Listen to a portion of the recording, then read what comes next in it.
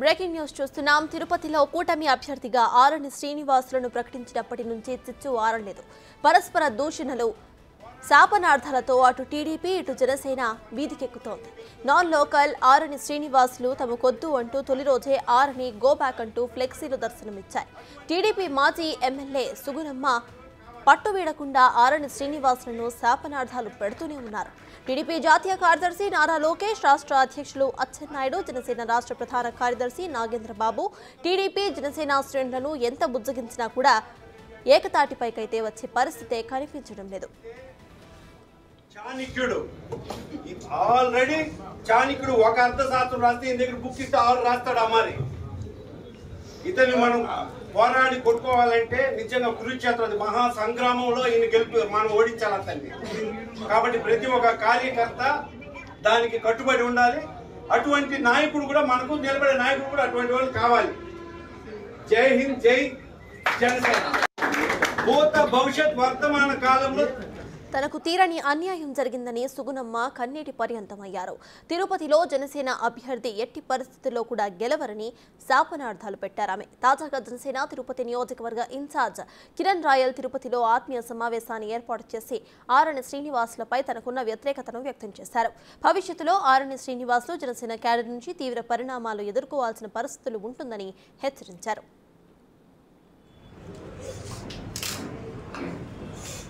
సర్వీస్కి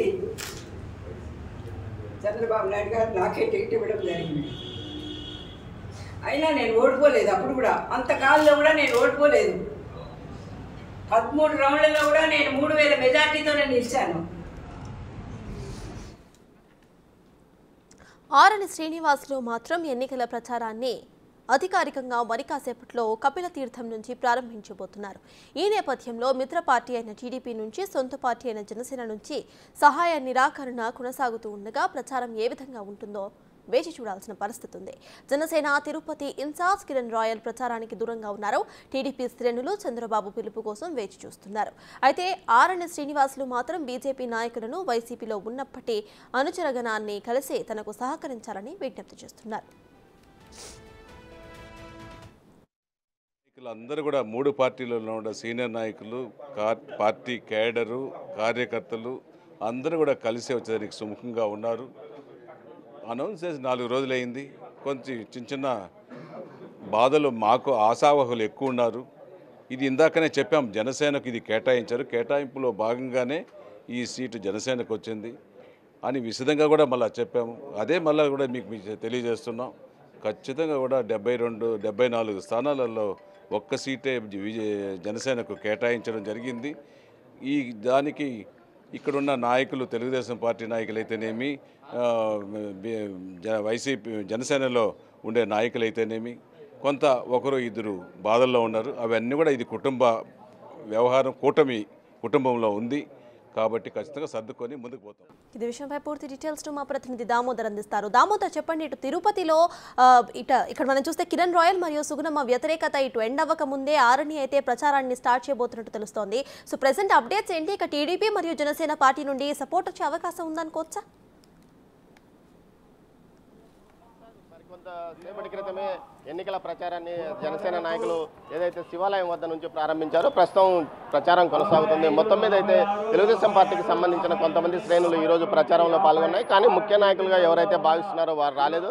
కేవలం డాక్టర్ కోడూరు బాలసుబ్రహ్మణ్యం మాత్రమే వచ్చారు. అదేవిధంగా తిరుపతి నగరానికి సంబంధించిన ఒక 5-6 మంది నాయకులు కూడా ఎన్నికల ప్రచారంలో పాల్గొన్నారు. మనం చూడవచ్చు ఎన్నికల ప్రచారం ముందుకు సాగుతున్న పరిస్థితి. మొత్తం మీద అయితే తెలుగుదేశం పార్టీకి శ్రేణుల్లో ముఖ్యులుగా భావించేవారు అధిష్టానం పిలుపు కోసం ఎదురు చూస్తున్న పరిస్థితి.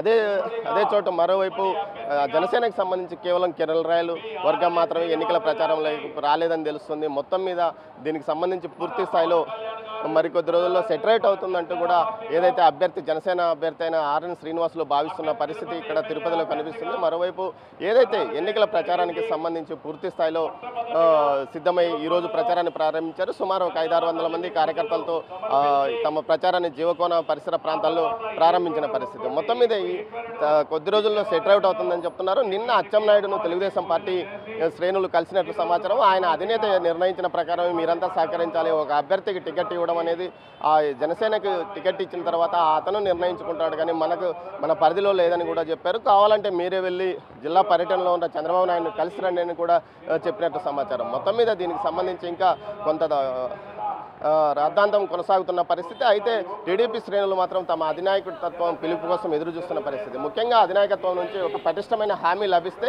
ఎన్నికల ప్రచారంలో పాల్గొనడానికి సిద్ధంగా ఉన్నట్టు తెలుస్తుంది. దీంతో పాటు కొంత పార్టీలోని అంతర్గత విభేదాలు కూడా దీనికి కారణమని తెలుస్తుంది. మరోవైపు జనసేనకు సంబంధించి కొంత పూర్తిగా స్థాయిలో శ్రేణులు పాల్గొన్నప్పటికీ నిన్న ఆత్మీయ సమావేశంలో పాల్గొన్న కిరణ్ రాయలతో పాటు ఒక 500-600 మంది కార్యకర్తలు ఈ ప్రచారానికి దూరంగా ఉన్నారని తెలుస్తుంది. ముఖ్యంగా వారికి కూడా ఒక స్పష్టమైన హామీ ఏదైతే జనసేన అధినేత పవన్ కళ్యాణ్ నుంచి హామీ వస్తే ఖచ్చితంగా వారు కూడా ఎన్నికల్లో ప్రచారంలో పాల్గొంటారని తెలుస్తుంది. అయితే ఇప్పటికే నాగబాబు ఇక్కడ ఉన్న ముఖ్య నాయకులతో మాట్లాడుతున్నట్టు తెలుస్తుంది. దీంతో కొంతమంది నాయకులు ఈరోజు సమావేశానికి ప్రచారానికి హాజరైన పరిస్థితి. మొత్తం మీద మరి 2-3 రోజుల్లో పూర్తి స్థాయిలో ప్రచార కార్యక్రమాల్లో అందరూ నాయకులు పాల్గొంటారని ఏదైతే అభ్యర్థి జంగాలపల్లి ఆశావాహం వ్యక్తం చేస్తున్న పరిస్థితి కనిపిస్తుంది.